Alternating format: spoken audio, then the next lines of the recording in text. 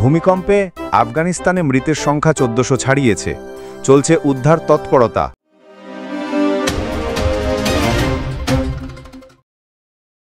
আফগানিস্তানের পূর্বাঞ্চলে আঘাত হানা শক্তিশালী ভূমিকম্পে মৃতের সংখ্যা ১৪০০ জনের বেশি। আহত হয়েছেন আরও অন্তত ৩২৫১ জন। ভেঙে পড়েছে প্রায় ৮,০০০ বাড়িঘর। তালেবান সরকার ও দুর্যোগ মোকাবিলা দপ্তর জানিয়েছে মৃতের সংখ্যা আরও বাড়তে পারে।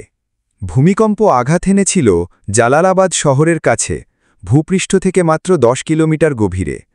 প্রথম ভূমিকম্পের পরপরই আরও দুটি আফটার শক আঘাত হানে। দূরবর্তী গ্রামগুলোতে এখনও অনেক আহত মানুষ আটকা পড়ে আছেন। জরুরি উদ্ধার অভিযান চলছে এবং উদ্ধারকারীরা দ্রুত ত্রাণ কার্যক্রম শুরুর চেষ্টা করছেন। এই ভয়াবহ প্রাকৃতিক দুর্যোগে ক্ষতিগ্রস্তদের জন্য আমাদের সবার পক্ষ থেকে সহমর্মিতা।